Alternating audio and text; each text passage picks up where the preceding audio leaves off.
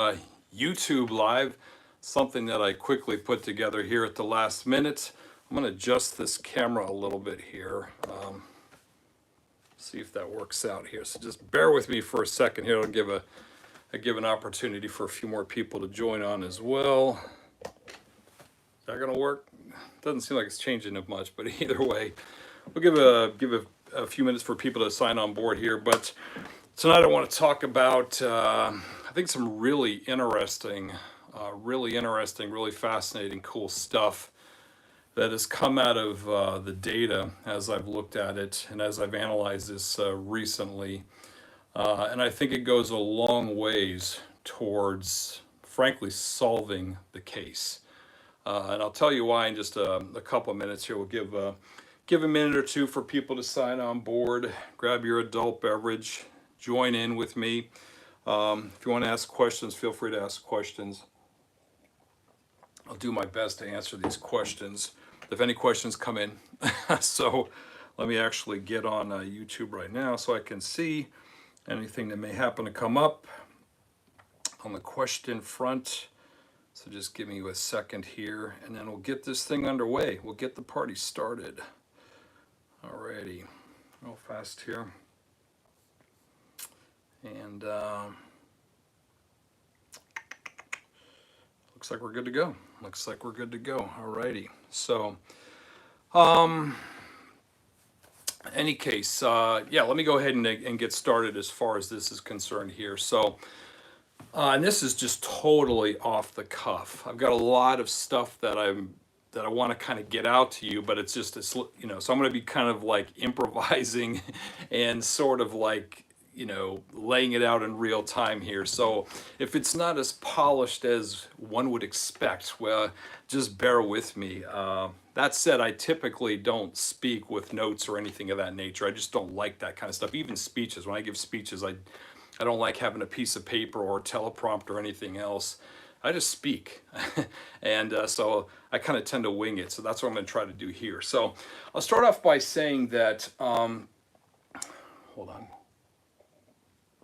I think that I've said many times before that I do believe that we actually have enough evidence, enough data, enough pieces of the puzzle right now to solve the case.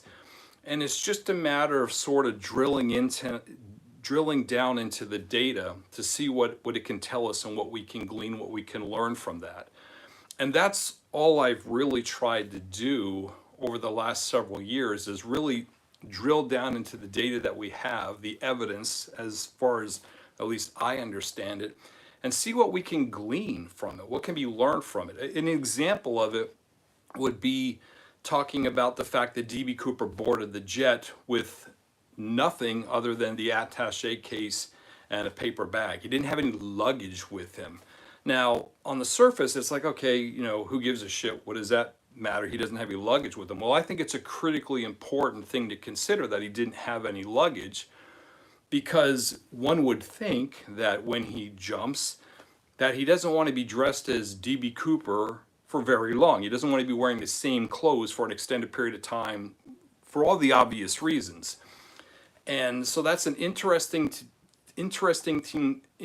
thing to consider, because it tends to suggest that he had to be reasonably certain when he jumped that he could get back to his new clothes, fresh clothes, motel room, hotel room, house, wherever he was, wherever all this stuff was staged, reasonably quickly. And I think that gives us information there, especially when you consider something like D.B. Cooper entering the jet. Basically he attempted to be the last person to board the jet. He obviously sought out and ultimately grabbed a seat in the very back row of the jet. One of the things I've considered is what happens if he boards the jet and there's somebody else already sitting in the back row. He can't grab the back row. What if he's got to be more toward the middle? Well, I tend to think he would have aborted the skyjacking. I think he would have aborted the attempt. Okay, so here's a guy who aborts the attempt, I guess flies to Seattle and just walks off the jet as a normal passenger. Where does he go? What does he do? So my point for telling you this is that sometimes really drilling down or digging into the evidence and contemplating it and trying to understand what that tells us, I think can teach us a lot. And in the case of no luggage and what if he had to abort and all this other kind of stuff, I think it tells me a lot. It tells me that he probably started his day in Seattle, probably flew from Seattle to Portland for the purpose of getting on a jet, going back to Seattle, skyjacking the jet back to Seattle. And it tells me that he probably intended on jumping very near Seattle when the jet took off to Mexico City, or I guess Reno in reality here. And so there are things that you can glean from that. So let me shift back to this latest thing here and why this is important here. Why this is, what I'm talking about specifically is the one thing I've really spent a lot of time looking into is the tie and the tie particles, because that's hard physical evidence. That was D.B. Cooper's tie. D.B. Cooper was wearing the tie. He left it on the jet. I think I think he accidentally left the tie on the jet. So the point of the matter is that the tie was his tie, and there's a lot of evidence, there's a lot of particles, there's a lot of things that have come from that. And Tom Kay in particular has done terrific work in terms of, arranging with Macron Labs to have stubs and everything analyzed to see what kind of particles have come off the tie, analyzing this under an electron microscope. And as we all know, there's a lot of very interesting and fascinating stuff in terms of particles and elements on the tie that I think tell a story. There's titanium that's commercially pure, there's alloy titanium, there's aluminum, there's stainless steel, there are rare earth elements, there's zinc, there's palladium, there's yttrium. There's a lot of stuff on there, copper, all kinds of things, tin, a number of things that I think very clearly point to a metallurgical type of environment. And that in turn becomes very intriguing because a lot of the stuff that's on the tie seems to be consistent with the types of metals and things that you would see used in the aerospace industry, again, in the 1960s. It's important to remember that we've got to sort of date back everything. Everything that we consider here as far as the evidence, we have to look at it through the lens of the 1960s. Now we know D.B. Cooper's tie, which is just exactly like this tie, except the color is different. This is obviously not a black tie, but it's exactly the same tie, Towncraft number 3, and even the tie clip as well. This tie was manufactured in 1964. D.B. Cooper's tie was manufactured in 1964, meaning D.B. Cooper acquired the tie either the end of 1964 or sometime in the 1965. I've said many times before that for my purposes, I basically assumed that he received the tie as a gift or purchased the tie around Christmas of 1964. So obviously anything that had been accumulated on the tie would have been, let's say, starting January 1st, 1965, and couldn't have been any later than obviously the day of the skyjacking, November 24, 1971. So you've got basically a 6-year window there. And in reality, he probably wore the tie extensively and accumulated all of the stuff on the tie in the 60s. Somewhere around 1968, 1969, he probably put the tie aside and just didn't wear it anymore and got something new. So that's important to consider. Where was this stuff? Where was titanium, commercially pure titanium, and all these things, the rare earth elements? Where was all this stuff in use? Where was it in play in the latter 1960s? Again, 2025, different world, different universe, doesn't matter. It doesn't pertain to what we're talking about here. So let's talk about this here. Now, one of the very interesting things that I've been looking into and I've considered, and I think it's a critical thing to consider, relates to not only the types of particles on the tie, but the distribution of the particles on the tie. Now, this is what I mean. Now, Tom Kay, as you know, had these carbon sticky stubs that he applied to all over the tie. A number of them. I want to say there was something like 26, I believe, 26 of them that he applied all over the tie. Now, some of the spots are marked, others aren't really marked. So but basically, we have really solid information for a couple of dozen of these sticky stubs. We know what part of the tie the sticky stub was applied to. We know what particles were on the tie from that spot. And we're dealing with basically a universe of 36 elements. This is essentially a universe of 36 elements that we're dealing with that were on the tie. Now, I'm not including the uranium and I'm not including the thorium, but you know, if you want to count those two, that's 38. But for our purposes, we're dealing with about 36. And we're dealing with basically hard data from 19 stubs affixed to all over the tie, and we're dealing with 36 elements. Now I started considering, well, let's look at the distribution of particles on a tie and let's see what that tells us about the tie. Out of those 36 elements, 17 of those elements are present on every single stub on the tie. In other words, the tie is completely covered with titanium, for example, because titanium is one of those 17 elements. One of those 17, so nearly 50% of the elements can be found on every part of the tie, not just the tie knot, but every part of the tie. Now, an important caveat, an important thing to remember here is that the tie knot has a lot more particles than other parts of the tie. So the relative distribution of elements on the tie isn't equal. It's not like the tie knot has 10 particles of A and the bottom of the tie has 10 particles of A and the small flap in the back has 10 particles of A. That's not what I'm saying. Indeed, the tie knot has the overwhelming majority, the lion's share of the particles. But having said that, there are 17 of those 36 elements. 17 of those 36 elements are represented on every single stub on every single part of the tie. And I think that's a really, really important thing to consider. What that tells me is that, and evidenced by the fact that the tie knot has more particles than other parts of the tie, we can reasonably deduce that these particles made their way to the tie by touch transfer. In other words, D.B. Cooper was touching these elements and then touching his tie. And it tells me, because you have such a broad distribution across the entire tie of nearly half of the elements, it tells me that his hands were particularly dirty, that he dealt with these things on a regular basis, and that he obviously handled his tie a lot, took it off, put it on, took it off, put it on, that kind of thing regularly, probably throughout the day. Now, I think that's a very important thing for important discovery, or important thing to deduce for a number of reasons, because it gives us an idea of where D.B. Cooper came from, specifically where in the company he came from, which I'll get to in a few minutes here. Now, as I mentioned before, the tie knot has the overwhelming majority of the tie particles, and that makes sense because it's the tie knot with the clip-on apparatus here. It's the tie knot that is always being touched when you're putting the tie on, when you're taking it off, if you're adjusting it, what have you.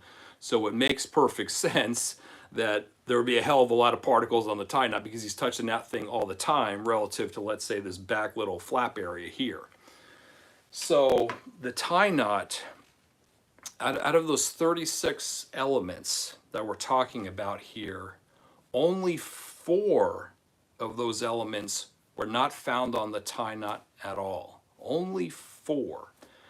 And interestingly, is palladium, there's cobalt, let me say, I have it written down here, there's bromine and yttrium. Those are the 4.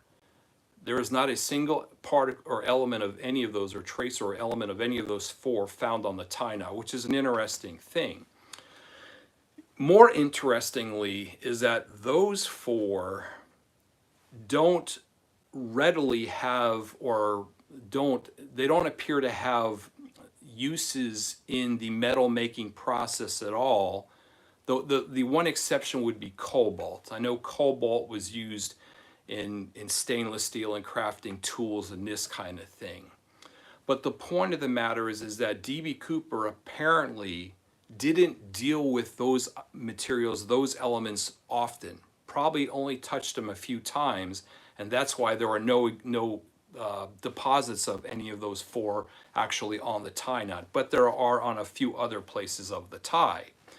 The other three outside of the cobalt don't really have any kind of affiliation with the metals industry at all. In fact, there's some petroleum uses and things of that nature. So it tends to suggest that those were just sort of things he picked up passively, maybe filling his gas up with cars. Somebody got a little bit of gas on his fingers. I don't know, something like that. Now, the one exception would be the cobalt. It could be that the cobalt he did pick up at work, but he wasn't dealing too much with the cobalt. And that was a pretty much well-established steel type of thing. And that tells a story in and of itself why you wouldn't necessarily see cobalt all over the tire, specifically on the tie knot. So that's a very important thing to consider as well. And I'm driving to a point here, and I'm going to ultimately have this culminate and give you what I think all of this data means, tell you what all this means. Because it's very, very important. Again, the distribution of particles on the tie is critically important, just as important as what is actually on the tie. Now, the other thing relates to cerium and lanthanum. Cerium and lanthanum. Now, cerium and lanthanum, especially the stuff that was found on D.B. Cooper's tie, was almost certainly, I mean, you can pretty much take it to the bank. It was basically it's what's called a mish metal that is used as a flint in lighters, like Zippo lighters, that kind of thing. And importantly, they didn't use, let me rephrase this, disposable lighters weren't around in 1971. Now, let me put a little bit of an asterisk on there. There actually was one company that was manufacturing a disposable lighter in France, and this was available in France and other parts of Europe, but it wasn't available for sale in the United States in 1971. Bic lighters were not around. I think Bic came around in 73. I think is when Bic came around. So it appears that this stuff came from like a Zippo lighter, because Zippos and that kind of thing have been around forever. So notably, if we use that cerium and lanthanum mix as sort of a control sample, if you will, in other words, look at how prevalent or how much of that stuff is on the tie, it is one of those particles, those are two of the elements that are not on every part of the tie. In other words, it's generally localized, generally on the tie knot there. So why that's important is because we can see, I'll just say right out of the gate, that I believe that D.B. Cooper was a cigarette smoker. I think he was a cigarette smoker, and I think he was a regular cigarette smoker, because the evidence, the cerium and the lanthanum, appears to point to that. So if your guy does not smoke cigarettes, it's highly unlikely he was D.B. Cooper. Now, if you use that again as sort of a gauge to gauge the relative number of cerium and lanthanum lighter particles on the tie relative to the other stuff on the tie, you see that the other elements, the other things on the tie, are a lot more abundant than the cerium and lanthanum from striking his cigarettes. And I don't know how many cigarettes the guy smoked in a day at work or what have you, but I think it gives us an idea. It tells us that he was handling, D.B. Cooper was handling metals and elements and things of that nature throughout the day a lot more frequently, a lot more regularly than he was handling his lighter. And again, I think that's an important thing to consider as we roll into this here. So what all of this gets at here, what I'm getting at here as far as this is concerned, looking at all the elements and how they're spread out, the distribution, their abundance, things of that nature, I think that there are several things that we can deduce. One, D.B. Cooper was a smoker and he used a Zippo lighter. One, he was hands-on and he was touching these things a lot. And most of these elements, about half of the 36 that are the primary ones I'm talking about here, he touched regularly. because to get that kind of broad distribution on every part of the tie, to have it show up on every stub on the tie, to have these elements, these 17, show up on every part of the tie, that didn't just happen one day. It also didn't happen with an FBI agent who happened to have, I don't know, titanium on his fingers. It didn't, that wasn't transferred on there by an FBI agent, for example, unless the FBI agent had a lot of titanium on his fingers and he was like coating the whole tie with it, because this crap is everywhere. The titanium is everywhere on the tie. And again, 17 of these elements are everywhere on the tie. So that tells me that D.B. Cooper was in regular contact with this stuff for an extended period of time. In fact, it'd be interesting to see if D.B. Cooper's tie wasn't black, if it was actually white. I suspect the thing would look like shit. It would be dirty as hell. It would be soiled as hell. But that would be an interesting thing to see what the tie actually looked like with all the fingerprints and everything else, the debris that was transferred by touch transfer to the tie, if we're actually white. Obviously, we can't see it with the naked eye very easily when it's a black tie. So why that's important here, and let me just say why that's important is because as I've looked into this, I have come to the conclusion that D.B. Cooper was not a metallurgist, was not an engineer, was not somebody working primarily in a lab. And the reason why is because as I've looked into this, it doesn't seem reasonable that a metallurgist who's specializing, sitting behind a Bunsen burner with, a little glass jar, dealing with small quantities of elements and mixing things up or whatever, it just doesn't seem likely that there would be all of this shit on his fingers on a regular basis all the time, whereby he's coating every part of his tie with all of this crap. That just doesn't make sense to me. Rather, I think where D.B. Cooper actually came from, the department that D.B. Cooper came from, the world he lived in, was actually a shop foreman. I think he actually worked in the shop and not the laboratory. And I'll cut to the chase and say, I believe that Crucible Steel is where he came from. I believe that Crucible Steel was where he came from.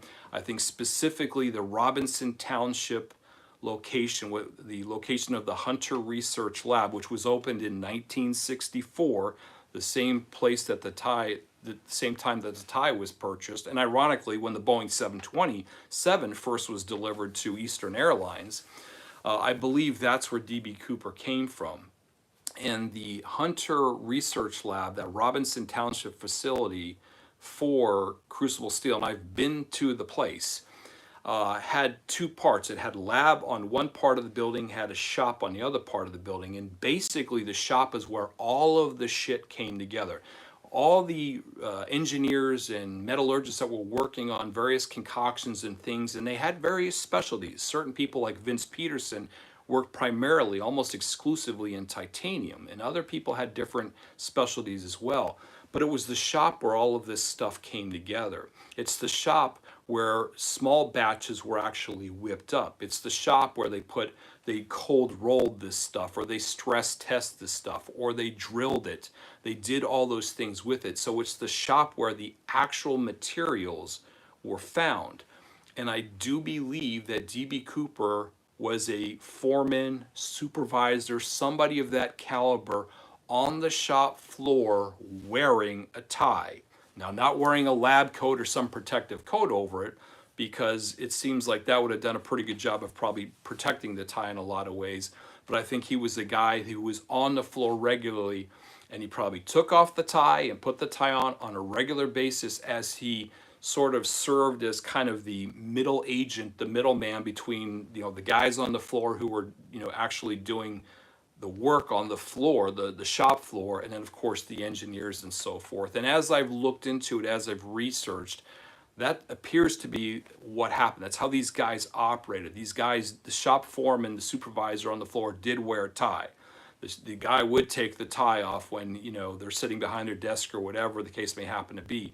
But when there was interaction with the engineers, or oftentimes when they're on the floor, what have you, as a supervisor, you were wearing your tie.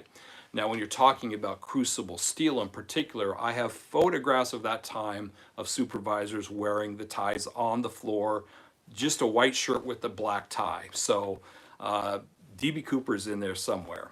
So I think that's a really, really important thing to consider moving forward as far as this is concerned. And to lend even more credence to that belief is when you also consider a few of the pictures that Tom Kay took and the Citizen Sleuths took early on. Remember, there's a picture, a very clear picture of a very small bar of commercially pure titanium, which I've determined was part of powder metallurgy, the powder metallurgical process. There's also a picture of a particle that's titanium that has stainless steel smeared into it. That didn't come from a lab, that came from a mechanical operation, a mechanical apparatus.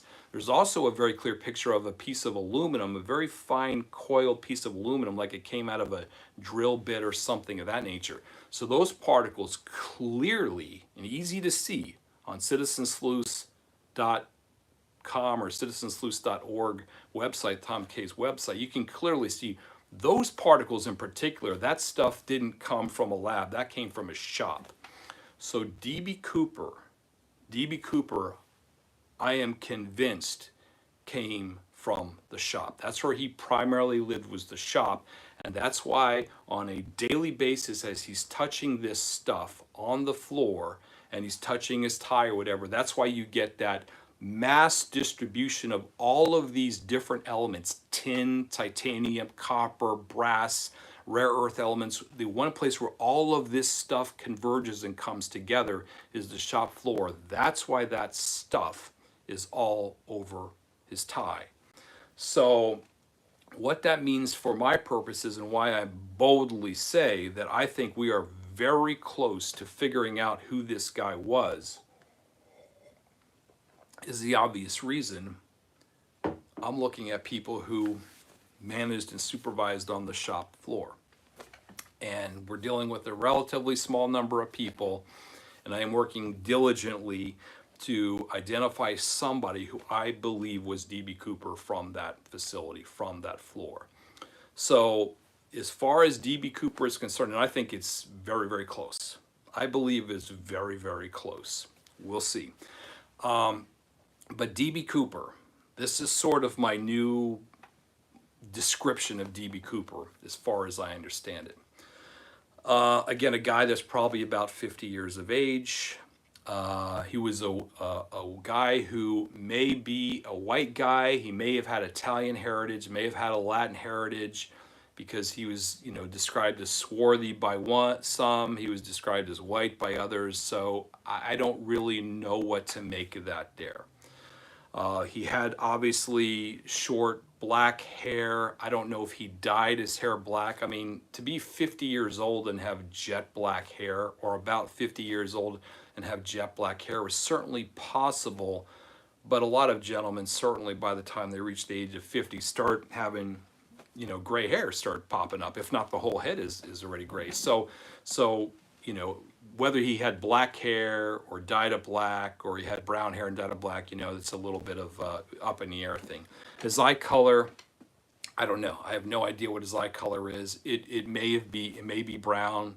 Of course, there was the one flight attendant that saw him without his sunglasses before he even skyjacked the jet. She communicated with him taking his drink order, and she recalls his eyes being brown. Nobody else saw his eyes. He wore sunglasses the rest of the time after that. So I don't know, that you can't discount somebody for green eyes or blue eyes or hazel eyes or whatever, in my estimation. And I think the FBI thinks that as well. He was a guy that was about 6'1". Again, this is not based upon Eric Eulis. I frankly give a shit how tall the guy is. This is just what the majority of the witnesses put him at, is right around 6'1". So I think he was a pretty decent sized guy for somebody who would have been about 50 years of age in 1971, meaning He was probably born in the early 20s. And, you know, for men of that generation, American men of that generation, that's pretty tall. Be a guy who's about 6 feet tall is pretty tall. In fact, only 10% of American men were either 6 feet or 6'1" who were of the 1920s generation. So that's an important metric to consider there as well. And I think that he was a smoker. And I think that he was reasonably well educated. You didn't, you know, just because he was the shop foreman or whatever, is not to suggest that he just was rolling with a high school degree and that was it. Didn't have any sort of formal education beyond that. In fact, I would argue it's actually not the case, because this isn't your typical shop. You're dealing with a sophisticated machining shop. You're dealing with engineers. You're dealing with sophisticated alloys. And it's critical that certain things are tested and quality controlled in a certain way for all the obvious reasons. So I think he was a well-educated person. I'm not saying he had a PhD or a master's degree or anything, but he appears to have been a well-educated person. And he's somebody who I believe, again, was the foreman or supervisor on the shop floor there at Crucible Steel, there at Robinson Township facility. I also think it's likely that he was impacted negatively by the downturn in the aerospace sector in '71 and the downturn of the specialty metals sector in 1971. That's a fancy way of saying that I suspect he got laid off or furloughed or something of that nature happened to him in 1971 in the months preceding the skyjacking that really sort of necessitated trying to come up with $200,000 to help him out. So I think that that's it. Now, if we find a guy who apparently was never unemployed that entire time, can we discount him, eliminate him as a suspect or person of interest? I don't think so. But I certainly would be more intrigued by somebody who had been impacted negatively by the downturn in the economy there. So at least the aerospace sector and the metal sector and everything else. So I do believe that's who we're looking for as far as DB Cooper is concerned. And it's important, I think, to convey here that all of this stuff that I'm talking about, all of this information that I'm discussing, these deductions and everything that I've come up with, I think are well reasoned for the reasons I've stated there. But this is largely using existing data and existing information and just taking a cold, hard, objective look at it and saying, what does this tell us? What does this mean? What does this tell us if his tie has 17 of these elements or on every part of the tie, on every single part of the tie? I think that tells us something there. And again, it tells me that he was handling this stuff regularly, that his hands were relatively dirty. He was taking his tie off and on, and he had to be in that type of environment. Again, and plus considering, you know, the coiled aluminum and the powdered titanium and the titanium that was smeared with the stainless steel and all that kind of stuff. I mean, that to me looks like somebody that came from the shop. That's somebody whose hands-on came from the shop. It does not look like somebody sitting in an office primarily. It doesn't look to me like it was a metallurgist or an engineer. And that's new. That's a very new development on my part. Obviously, as far as Vince Peterson is concerned, who obviously I've had my eye on for a long period of time, I just don't think he was the guy. The evidence, as far as I understand it, just doesn't point to the guy. I can't see it. Now, I've said publicly many times that I thought DB Cooper was either Vince Peterson or either somebody very close to Vince Peterson. And as you can see, I think it was somebody very close to Peterson. I think it was probably somebody he dealt with on nearly a daily basis. One of those shop foremen, one of those supervisors. Now, as far as the number of supervisors, the number of shop foremen floating around that area, that's a little bit hard to ascertain, but you had, you know, different foremen for different shifts for different divisions. So for example, if you have 5 different divisions and 3 different shifts, you likely had a foreman or supervisor for each one of those divisions and shifts. So in this case, you'd have 15. So I'm not exactly sure how many they had, and that's our universe of people. That's basically the universe of people that I'm working with there to try to ascertain, could any of these guys have been DB Cooper, because it sure as hell looks like he was one of those guys. Probably not employed for a period of time starting in 1971. So I think that's very exciting. I'm doing a lot of stuff behind the scenes, as you probably should be able to tell, trying to figure out who this guy was from there. And because I still firmly believe, and I'm not getting into all the details and everything here, but I still firmly believe that D.B. Cooper came from that Remcrew titanium, Crucible Steel, Robinson Township facility, that he was there. That's where the guy came from. And that's where we need to be looking. So that's sort of the information, the information that I have for you there. If somebody wants to ask some questions, we've got a few questions here. I'll do my best to answer some of these things with the glass of wine in hand. Let's see. Could the particles just be so compromised due to exposure from different sources over the years? See, that's a very good question. And part of the reason why this is important is because as the tie was mailed around to different offices and different people held it or what have you, it's not like it was like 10,000 people that were handling the tie. I mean, it was in evidence most of the time, and it was transferred from FBI place to FBI place. The problem is that when you look at those 17 elements and you identify the 17 elements and you identify the broad distribution on every part of the tie of those 17 elements, it's not reasonable that an FBI agent is going to be in the 80s, for example, has got, I don't know, something on his fingers, a rare earth element or something like that, and that he touches literally every part of the tie, and he has it in abundance on his finger where literally it's showing up on every part of the tie, and that this is replicated over and over and over and over and over again. So that's why I'm saying it appears that D.B. Cooper was somebody who day in and day out was dealing with primarily the same set of elements, the same set of 36 elements, with the primary focus on those 17 that I referenced there. It appears that he regularly dealt with this stuff. All of this stuff is consistent with specialty metals environment. I'm unaware of any other place where you find all of this stuff, the list of these elements that were found on a tie. Not to mention, the powdered titanium pieces that we've seen, the coiled aluminum and all this kind of stuff, the aluminum smeared with the stainless steel. I mean, there's no disputing it. We've got very clear photographs. That's what we're looking at there, aside from the other particles and things on the tie. So that's a good question, and it's something that I considered, and I think that's part of why this is so very important, because this isn't just passing contamination.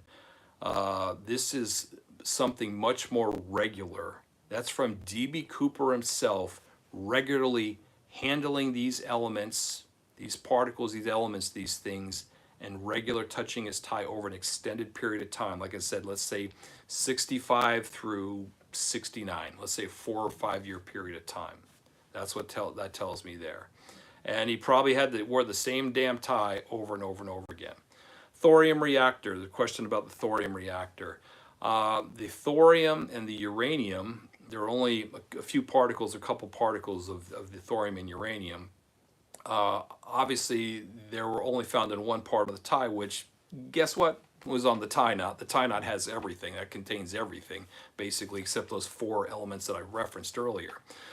So that appears to be just naturally occurring and probably came from the sand, the silicon that was on the tie, because there's a fair amount of salt, there's a fair amount of silicon, like sand, on the tie as well, which also is consistent with what was going on at Crucible Steel and other metallurgical facilities during that time. But uranium and thorium occur naturally, or appear naturally, not with any high regularity in earth and sand, that kind of thing, but they do appear. And just given the sheer magnitude of particles on D.B. Cooper's tie, hundreds of thousands, you're bound to have 1 or 2 pop up, and that's exactly what we have here. So it appears that the thorium and uranium has nothing to do with Oak Ridge National Laboratory, nuclear facilities, anything of that nature. That just appears to be environmental contamination, if you can call it that. So let's see here. Supervisor, yep, supervisor stuff here. Uh, doesn't make sense. Then it didn't happen. Judge Judy. I love that. So was Cooper, and Pat Bolin asking, was Cooper left-handed? Well, that's an interesting thing to consider, isn't it? And boy, that would be very helpful if we could figure out if Cooper was left-handed or not, if he was left-handed. Because if he was left-handed, then that eliminates, 90% of American men, because the overwhelming majority of American men were right-handed. That's not to say that only 10% of people are born left-handed or what have you. And actually, I think the number is less. I want to say, if my memory serves me correct, it was 4%. I think only 4% of American men born in the 20s were left-handed. Now, the reason for that is because obviously back in the 20s and 30s, when these boys entered school, they were more or less forced to be right-handed, even though they were naturally inclined to be left-handed. Nowadays, we're a lot more civilized, or we like to consider ourselves a lot more civilized, so we let children obviously be left-handed if they're naturally left-handed, or right-handed if they're naturally right-handed. So obviously, if we could ascertain whether Cooper was left-handed, would be a really, really important thing, because you could just lob off 96% of prospective suspects and you're stuck with that 4%. So that's an interesting metric. I don't know if he was left-handed or not. He apparently smoked a cigarette with his left hand, because obviously Tina was on his left, and she had a cigarette with him. So I don't know. I'm not sure what to make of that there. I don't know. I don't know that there's really anything that we can glean from that.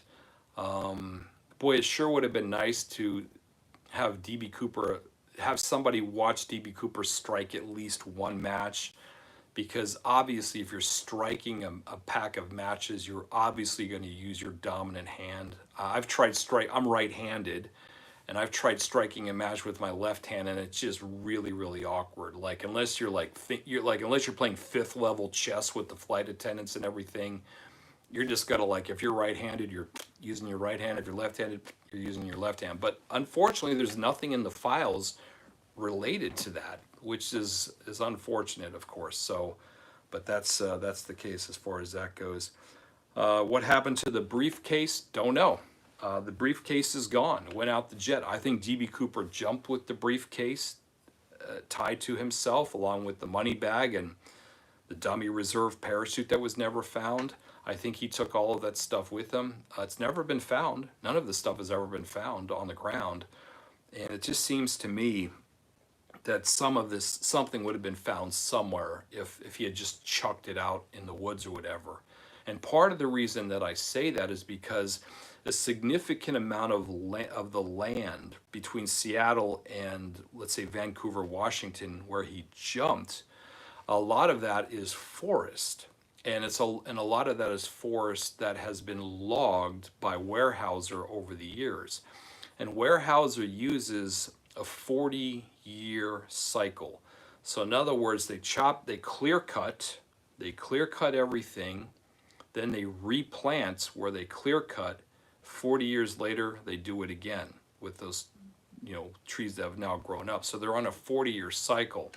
And I've looked at Weyerhaeuser's clear cutting data, I guess is probably the way to put it. And every single part of the woods, every single part of that area has been clear cut once, twice, at least, twice, that kind of thing. And it just seems really, really inconceivable that a body or a parachute or a attaché case with what appears to be a bomb inside, it seems really inconceivable that somebody would have found something like that in the woods working at Weyerhaeuser, and wouldn't have kind of put it together that maybe this is somehow related to DB Cooper. So I think all this stuff was attached to his person. I think in the case of the parachutes in particular, that those were stashed near where he landed, which again, I believe was very near where the money was found. $6,000 was found in 1980. I do believe the FBI's drop zone, the area that they searched, the area that nothing has ever been found, I do believe that's wrong. I believe that's the wrong spot, and I believe it's wrong by 7 or 8 miles. I just think it's a little further to the west, and I've discussed this at length before. So I do have a search coming up of one of the red hot zone areas that I've targeted as a real possibility of containing DB Cooper's parachute, maybe even the attaché case with the bomb. That's going to be taking place on actually September 17th. As I've noted in a previous video, I'm actually relocating to the Seattle area for a couple of reasons. One of which, and that's taking place at the beginning of September, but one of which is I'm going to be regularly putting boots on the ground there and basically trying to find something. Like, I'm tired of talking about shit. I want to get my ass on the ground there and try to find something there. The cool thing is that I'm going to be filming a lot of this stuff and posting it on YouTube on a regular basis. So if you're not a subscriber to this channel, Eric Eulis, my channel here, subscribe, like it, do whatever the hell we need to do. I think I got like 1,700 subscribers. I need to, like, we need to ball that up a little bit there. 1,700 is kind of lame. So I'll do my part. I'll do my part, and I'll get a lot of new content out there of actual active search stuff going on. And who knows, maybe we find something and we can all witness that like in real time. That would be very, very cool. Let's see here. Is there any recourse left about getting access to the Thai class for DNA purposes? I know you've tried very hard to do that, and it got shot down by the FBI. The reality of the situation, as far as trying to get access to the Thai and effect a DNA comparison, which, I mean, that would be terrific. That would be, I mean, it would be nice if the FBI dealt us a solid and gave a DNA specialist like 5 freaking minutes of access to the damn Thai. But they've been kind of sort of asshole-ish about it and haven't relented at all, haven't given an inch about this with this stuff. So I don't know. I've publicly said that I'm working with a production company on some stuff related to this, and we have a contact in the FBI, high up contact in the FBI. So we've been sort of back channeling this stuff, seeing if what we can come up with. But I guess the Trump administration kind of has their handfuls with a bunch of other shit. So DB Cooper's not high on the priority list. So, I don't know what to tell you. I'll continue to try and be creative and come up with every possible avenue. But up to this point, they've been unwilling to play ball. Now, having said that, I think that would change. I think that would change probably in a New York second if we actually found a parachute, or we found the attaché case or something of that nature. I mean, if there was actually new evidence that was found, I have a feeling that the FBI would probably be more willing and more cooperative. So maybe that's it. Maybe they're kind of like putting me to the acid test and saying, listen, we understand you want to get access to the Thai, Eric, but basically right now you're nothing more than a talking head. Find something important, then we'll talk about it again. So maybe that's the way they're thinking. I don't know. So we'll see what happens as far as that goes. Here's a question from Fred, and I don't have my reading glasses, my reader's on, so I'm squinting here. If he was born in the 20s, he would have had to have been in World War II or Korean War. He would have had quite a gap from parachuting from those wars. Yeah, it seems likely. I do believe DB Cooper was an American. And I'm assuming he didn't have any bone spurs, so he served. So it seems likely that DB Cooper would have served in World War II, Korea. Vietnam, I think, is a little too late. But who knows? Maybe there's some other reason that he was unable to serve, or whatever the case may happen to be. But as far as parachuting is concerned, Ryan Burns has really done some terrific work on the copycats, the copycat jumpers, and has written extensively about it. I know he's writing a book. I know he's writing about the copycats, that kind of thing. So, and he has a good YouTube channel as well. Ryan Burns, DB Cooper Sleuth, I think is what his YouTube channel is. So check it out. Plug for Ryan on that. But I think what Ryan has shown, and this is just sort of my interpretation of this stuff related to the copycats, is that you didn't actually have to have parachuting experience to pull this thing off. In fact, some of the copycats had never put on a parachute before, never jumped before, and all of them survived. Nobody died. Not a single person died. So that's another really solid reason to think that DB Cooper survived. So I wouldn't get too caught up on that necessarily, because maybe DB Cooper served in the Navy and was just sort of a guy on a ship, and wasn't jumping from airplanes. But then again, maybe he was. I don't know. So I don't know what to really make of that. But yeah, I would agree that it seems likely that he served in the military, either World War II or Korea in particular, and therefore presumably had fingerprints on file and all that other good stuff. So if there are any more questions, feel free to fire away. I know I've been on here for about 50 minutes. I like to typically keep these things to an hour. But if you have any more questions, I'll do my best to answer the questions there. But you can see that, my theories about the case and who D.B. Cooper was and where he came from and all this other good stuff is constantly evolving, and it's evolving based upon the evidence as I understand it. And I just think that's the smart move. I think it's just the smart way to play this. It doesn't serve us well to get all emotionally attached to somebody. By the way, Chateau Ste. Michelle, Merlot, Chateau Ste. Michelle, Washington State wine.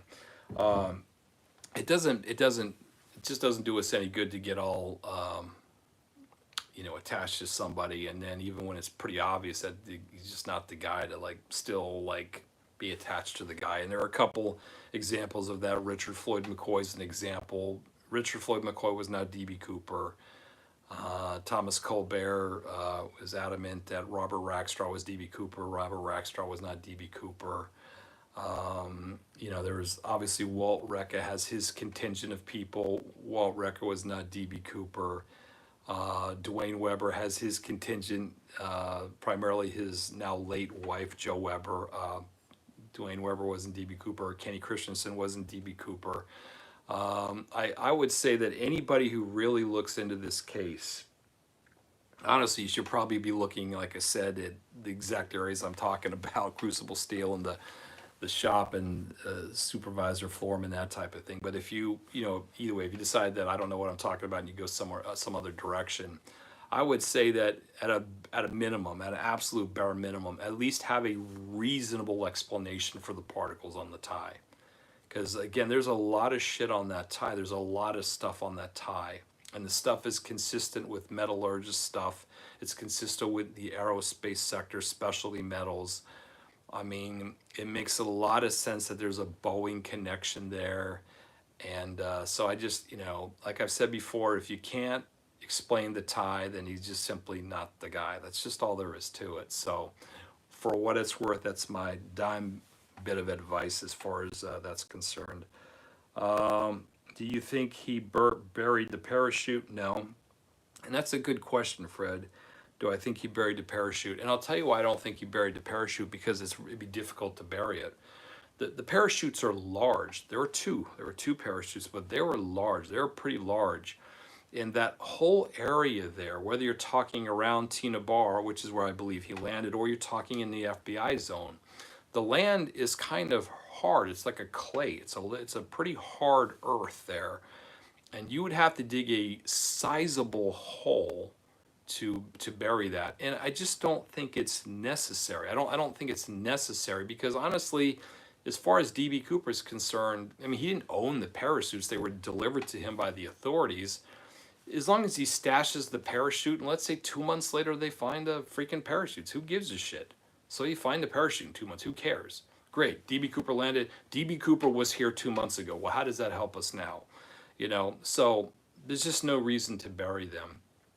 We know that he didn't bury them on Tina Bar, like a different part of the Tina Bar, maybe a couple hundred yards one way or the other. And the reason why is because a couple of things. First of all, when the money was found February 10th, 1980, the $6,000 by Brian Ingram, 3,000 days to the day, precisely 3,000 days to the day from the skyjacking, the FBI obviously showed up and they kind of dug around the beach, kind of sort of in a half-assed kind of way to see if maybe there was something else on the beach. And they didn't find anything else. So just the original spot where the money was, the $6,000 was uncovered, was the only place they found stuff.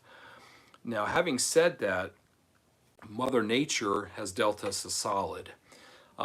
Starting in 1974, or shall I say ending in 1974, August of 1974, the Army Corps of Engineers stopped laying dredge spoils to keep the Columbia River Channel open. They stopped laying those dredge spoils on Tina Bar and other beaches along the Columbia River.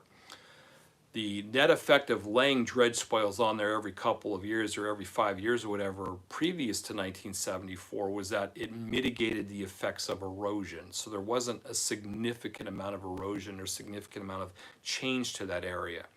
But ending in 1974, August of 74, they no longer put dredge spoils on there, and Mother Nature has had her way with Tina Bar and has stripped away the entire beach slowly but surely over the last, what has now been, 51 years. So, and it wasn't like it just happened overnight and the parachute was uncovered and got swept out to the ocean. I mean, this was something that was slow, occurred slowly.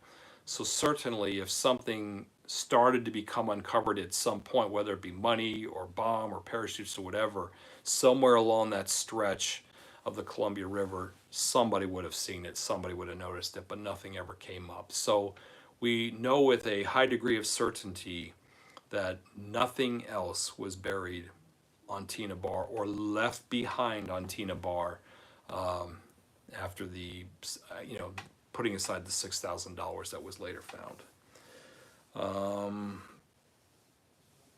Let's see here. If he didn't bury it, okay. Parachutes, how would he carry parachutes and briefcases and money? If he didn't bury them, well, I don't think he did carry all of that stuff.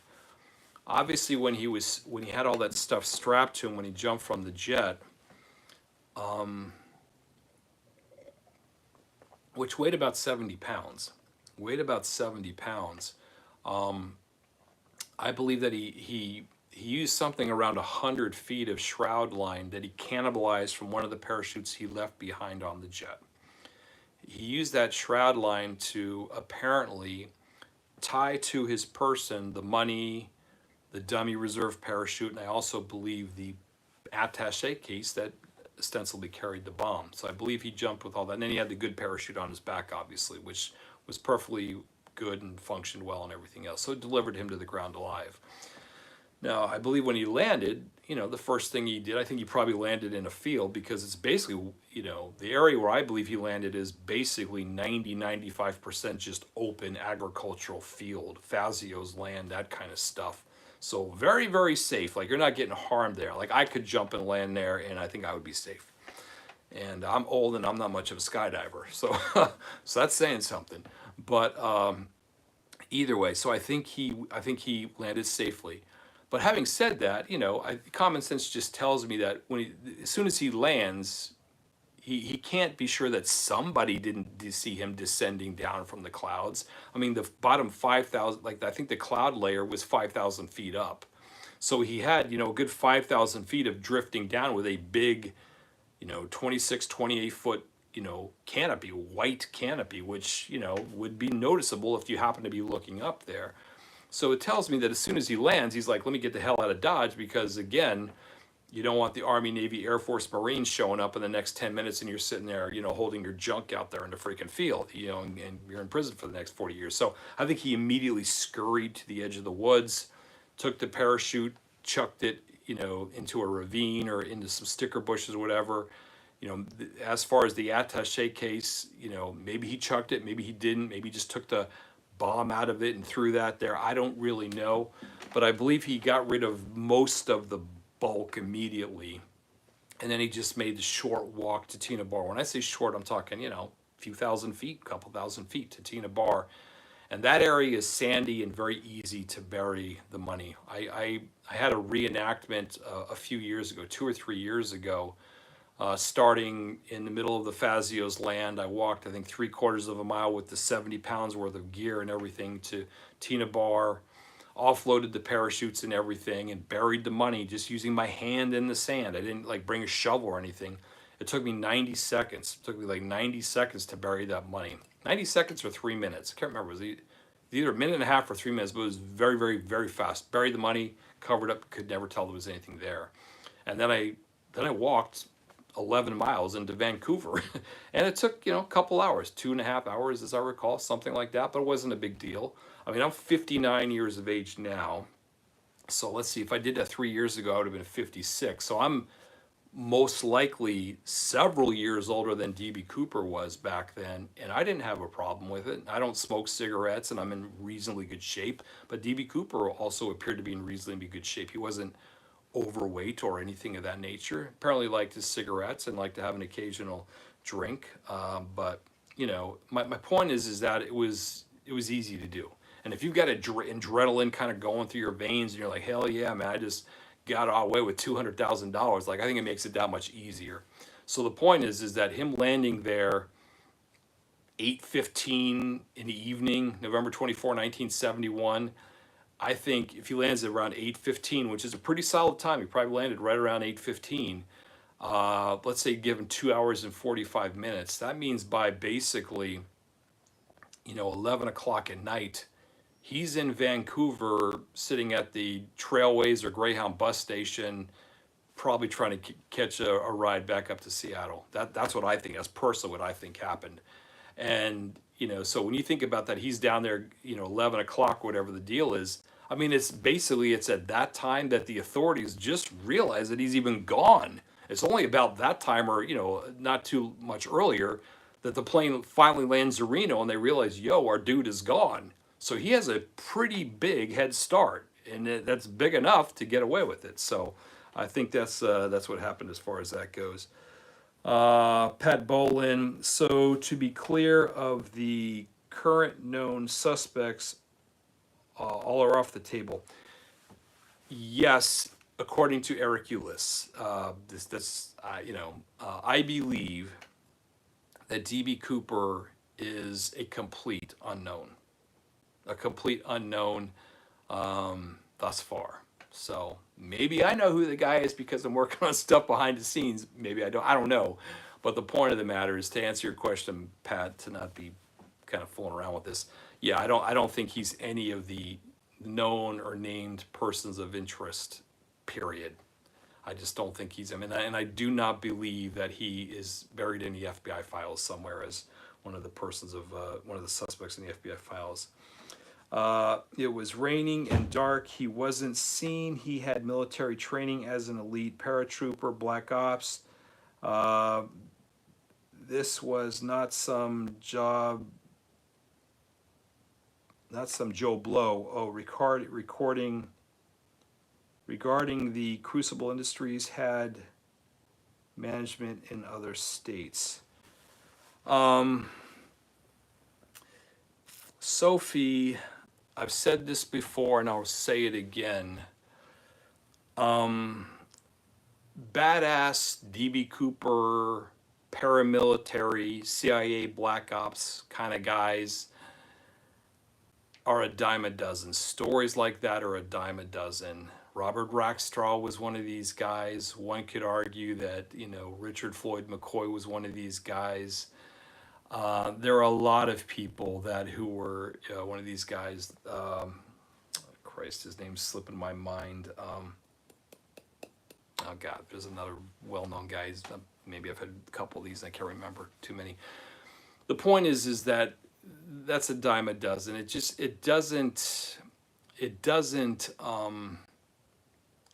doesn't prove anything. There were literally tens of thousands of badass guys or hundreds of thousands of badass guys who had a terrific, that were physically capable of pulling it off.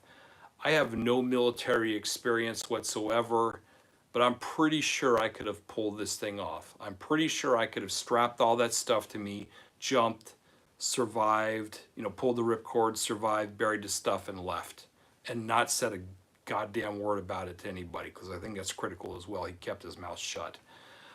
So I'm perfectly capable of handling it, but it wasn't me, of course. So we need, at least in my mind, credible persons of interest, credible suspects have to be able to explain the evidence, which at this point primarily revolves around the tie. They have to explain the tie. If you can't explain the tie particles, the tie evidence, all this stuff that was on the tie, additionally the apparent knowledge or passing knowledge he had of the Boeing 727 and the Seattle region and all that good stuff, if you can't explain that, then he's just not your guy. He's just not the guy. That's just all there is to it. So there you go. I mean, if you want to cough up hardcore physical evidence that makes sense, that sort of ties in the tie, no pun intended, well then that's a different story. But aside from that, Ted Braden is who I was thinking of earlier. Aside from that, it just doesn't make any sense. And honestly, the jump wasn't that difficult. I mean, Mark Meltzer, who's a terrific guy, DB Cooper expert parachutist, been to CooperCon pretty much every year since it's been around.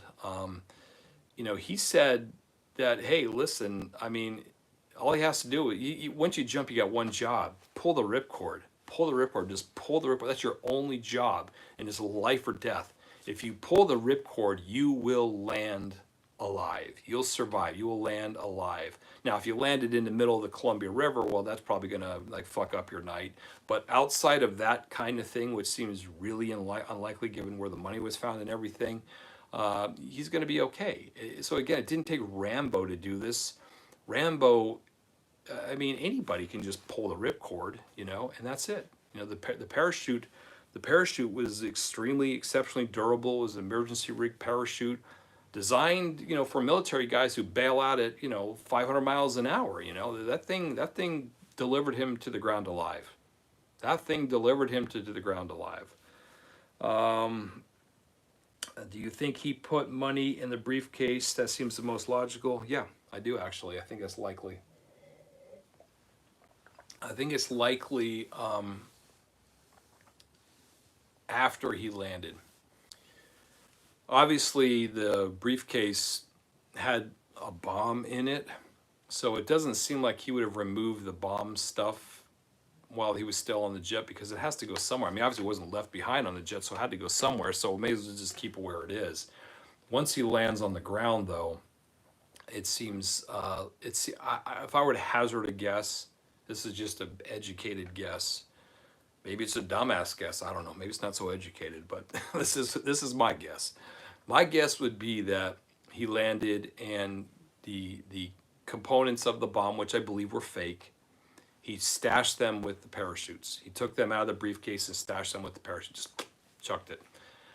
And I believe that some of the money, a few grand, whatever, I don't know, probably went into the attaché case.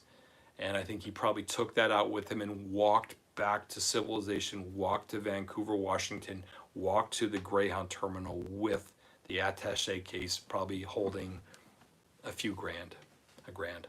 That's what I would think happened. So now, as far as I do believe the rest was left on Tina Bar, I do believe it was retrieved at a later date.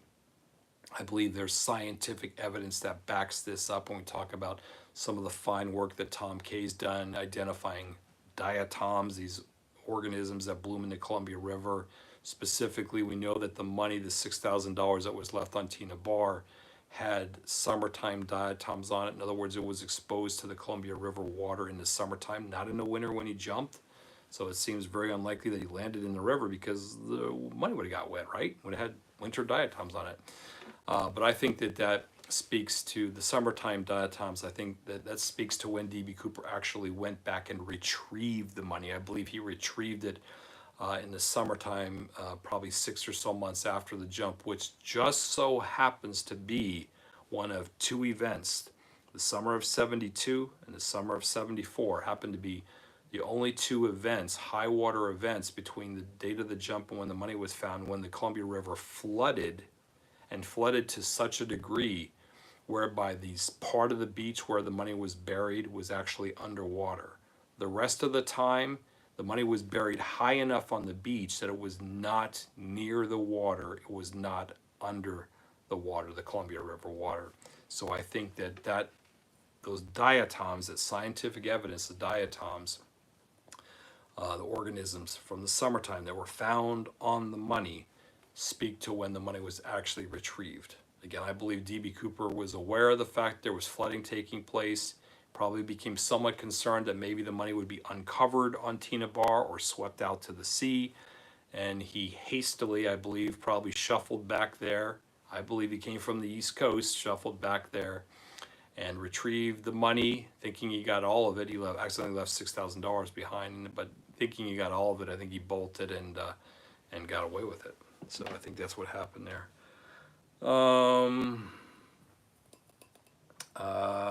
Grab your damn glasses.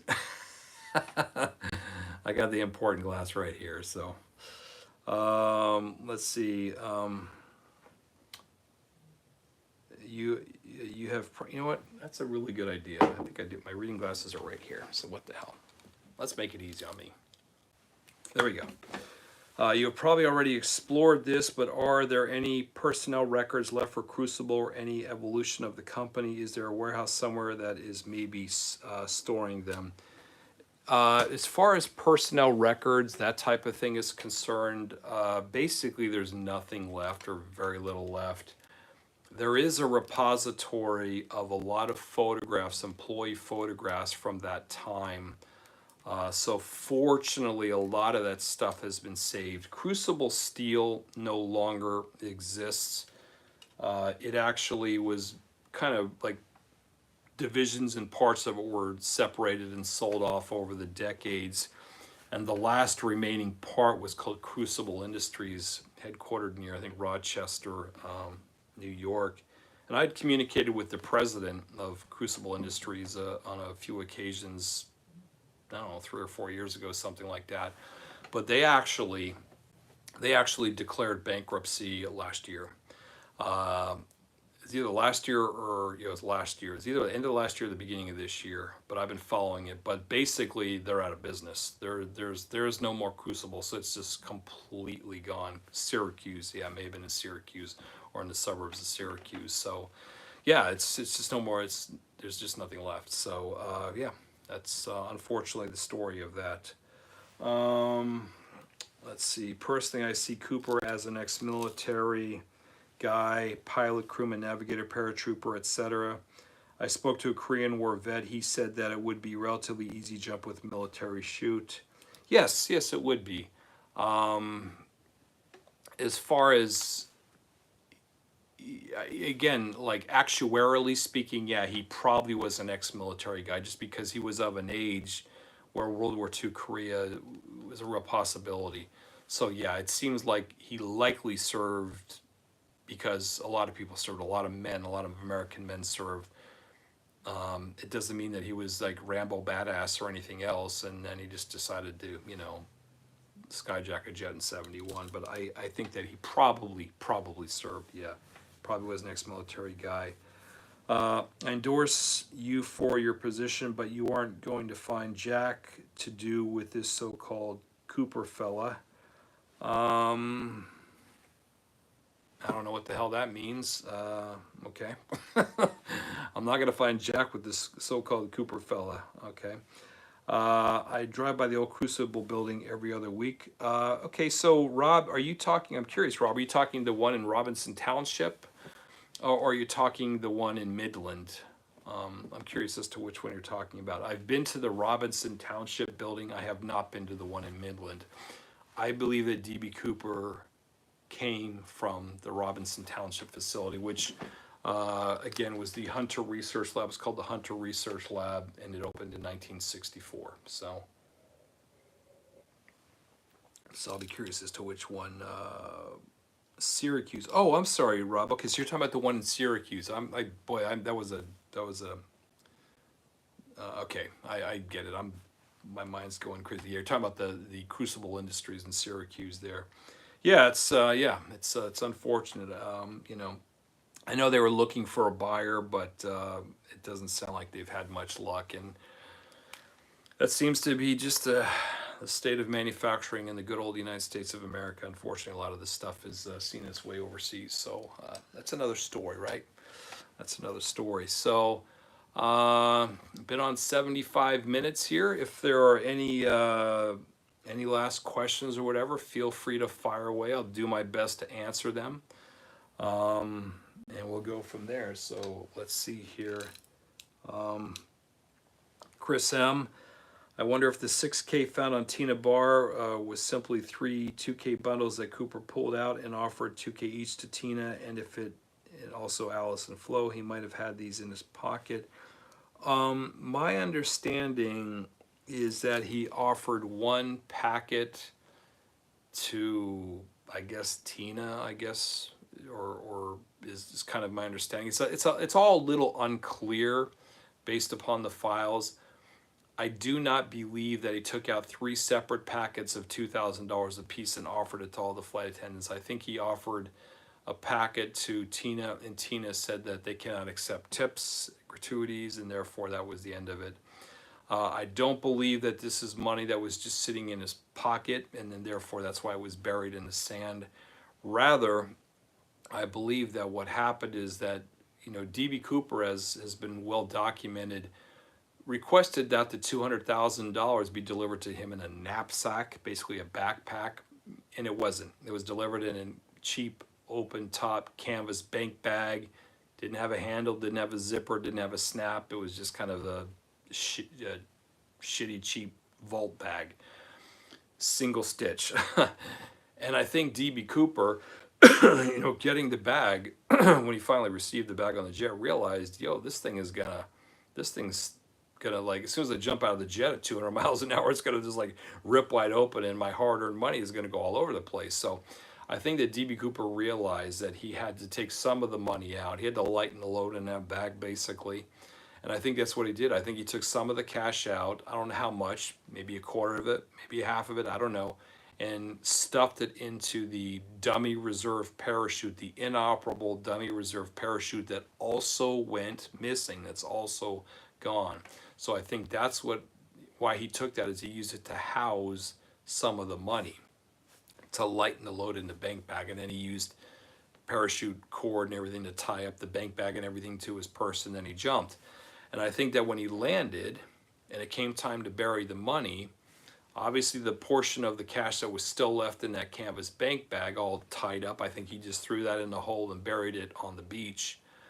But the other money, the other packets that were stuffed into the dummy reserve parachute, I think he extracted those packets and threw those loose packets in the hole with the bank bag and covered it all up. I don't think he buried the dummy reserve parachute with the packets inside in the beach, and the reason why is because that's very large, it's very big. You'd have to dig a very large hole in the sand to cover all of that stuff up. What makes more sense to me is that as soon as he lands, he scurries to the edge of the woods, throws the parachute into this ravine or something of that nature. Then with the dummy reserve, he takes out all the packets of cash, probably puts them in his pocket, his coat pocket, throws that parachute away because he doesn't want to be dealing with that parachute anymore. Then walks to the beach, then with his hand or a stick or whatever he's got going on there, carves out a hole, throws the money bag in the hole, and then takes all the loose packets or most of the loose packets out of his pocket, throws that in the hole, maybe keeps a few behind, puts them in the briefcase, I don't know. Covers it all up and then comes back for a later date. And then obviously when he comes to retrieve the money, after noting a couple landmark trees, and there are a couple of trees there that used to be there that are no longer there. One called the V tree, one called the North tree. Those are the names that I've pinned them with. Those are the names that I've ascribed to these two trees. The North tree is no longer there. The V tree is still there, but it's very hard to recognize unless you're familiar with the area. but those were, I believe, landmark trees that he used to find this spot again when he came back.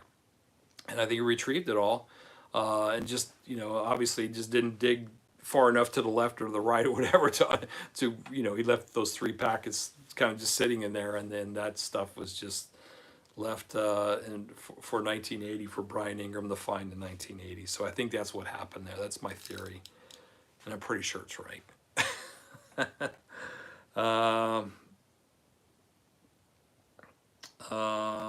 What's the latest news on the tie that was analyzed? Yeah, I was just talking about that earlier about a lot of the particles and stuff. I know Tom K, they've done a follow-up analysis of tie particles and some of the stubs, and he'll be speaking to that at the D.B. Cooper conference that's taking place at the Kiggins Theater this November in Vancouver, Washington. So I want to say I'm not sure what the web address is. I don't know if I think it's dbcooperevents.com or something. Or, yeah, either way, DB Cooper Conference, Kiggins Theater. If you just go to the Kiggins Theater website, they'll certainly be able to direct you there. But if you're interested in attending the DB Cooper Conference, which is coming up this November, I encourage you to do it. I'm sure it's terrific. But Tom K, importantly, will be there, and he'll be updating everybody on the latest and greatest with respect to the most recent analysis of the tie particles. So I'll let him talk to that or speak to that. So come November of 2025. So let me see. What if the tie belonged to D.B. Cooper's father-in-law and he borrowed it, or another theory to consider? Well, I mean, maybe D.B. Cooper picked it up at Goodwill. Maybe he just stole it. There's a lot of what if scenarios. I think again, I'm a big subscriber to Occam's razor. Occam's razor, which states that the simplest explanation is usually the closest to the truth. So the most plausible, most likely scenario is that O.J. Simpson did it. And the also most reasonable scenario is that was D.B. Cooper's tie. So given that, I think we operate on that basis. And frankly, when you consider the particles that were found on the tie and you consider the other stuff, aerospace and everything else, his knowledge, his expressed apparent knowledge of 727 and aerospace, 15-degree flap settings, all that good stuff, it all makes sense. It all makes sense. Yeah, sure, maybe there's some sort of crazy story, but let's just say for the sake of argument, it was his father-in-law. Well, I guess we're eventually going to arrive at his father-in-law and say that his father-in-law must have been D.B. Cooper, or his father-in-law was very close to the real D.B. Cooper, kind of like the Vince Peterson thing. And I think ultimately we'll figure out who the guy is one way or the other, regardless. So that's seems like the most likely scenario, most likely case. So. As to Social Security records and all that good stuff, I don't know. I don't know what good that really does us. What I mean is, the name of the game at this point is work with the witness description. The witness is the description of D.B. Cooper, and then look at gentlemen who. In my case, worked as the shop foreman or supervisor on the shop floor there, Robinson Township facility in the 60s. Somebody who checks the boxes physically and can explain the tie. And I think any of the shop foremen obviously would have been able to explain the tie. So that's just it. I mean, I can comfortably lean into that. And then obviously, then it's a matter of just sort of digging into this person's background and seeing what we're working with. And we have a lot of metrics to deal with. Like when you're talking about guys who were about 50 years of age, guys who were about 6'1", guys who worked in a particular facility and can explain the tie particles, who resemble the sketch, obviously the Bing Crosby sketch, basically the original D.B. Cooper sketch, not grossly overweight, didn't have an accent, a guy who's not a black guy but a white guy, or maybe of Latin heritage or Italian heritage or something of that nature. I mean, there are actually several metrics to work with, and believe it or not, as you kind of go through those metrics, you can start checking off a lot of people. I mean, there's a lot of guys who were 5'9". Yeah, wasn't the guy. Guys that have red hair wasn't, not likely to be the guy. Guys that, were maybe drank or ate a little bit too much and had an extra 60 pounds, a little bit of a beer belly. He's not the guy. I mean, so we actually have a lot to work with, a lot that can help sort of distill down any prospective DB Cooper candidates and come up with some pretty solid people. So I think when you kind of apply the acid test to these people of interest, which is what I'm doing right now, I think what you're left with is some mighty, mighty, mighty interesting people, or a mighty, mighty interesting person. So doesn't mean they're DB Cooper, but it sure as hell is pretty compelling. So either way, I think that's where I'm going to pretty much leave it at here. I've been on nearly an hour and a half. This has been fun. I've enjoyed having a conversation with you folks, and I'm excited about this. I think that we're really, really close to figuring out who this guy is, and I mean, the time will tell. I mean, of course, and obviously the stuff that I've talked about now, or that I've talked about tonight, this is all stuff that, this is my theory. This is kind of what I think. This is, and for the reasons that I've explained, I don't think you can completely discredit or discount people who think differently or otherwise. So you can't really 100% shut the door completely on other people. And I certainly wouldn't shit or dump on somebody else's, their approach to the case and trying to solve the case, because there's a lot of people out there who are doing different things. But I may not agree, of course. In fact, I may vehemently disagree, which I usually do. But I applaud people for basically putting some effort into it and trying to see what they come up with. The only thing I ask in return, or the only thing that I would caution, is that people who engage in digging into it and looking at other people and other persons of interest, whatever, be intellectually honest about it. I mean, if you arrive at a point where it just isn't adding up, don't try to force the square peg into a round hole. Do yourself a favor, do us all a favor if you want to figure out who this guy is, and abandon the bad person of interest and then try to find somebody else who makes a lot more sense, who can explain some of the evidence as we understand it. So either way, I'll go ahead and leave it at that. And again, I appreciate everybody joining with me. And again, if you're not a subscriber to the channel, please subscribe to the channel. Please like the video if you like the video. If you think the video sucks, still like the video. It's important, still like the video. And if you have any comments or questions, you can always email me, eric@ericulis.com. If you're not a member of the DB Cooper Mystery Group on Facebook, I would encourage you to do that, to join the DB Cooper Mystery Group on Facebook. Some great conversations with there, a lot of information there, more than you could ever imagine. It's a whole library of data and information there now to dig into, and really pretty much everybody who's anybody in the case is on the group. So I would encourage you to join on if you want to follow the case more actively, and either be a participant, just either participant and actively engage and throw your theories out there, or just be an observer one way or the other. It's all cool. And we got a very civil and collegial group. Everybody gets along, very few feathers being ruffled and that kind of stuff. So either way, cheers folks, have a good night, good Saturday night, and I'll keep you updated, and we'll just leave it at that. All right, thanks, bye.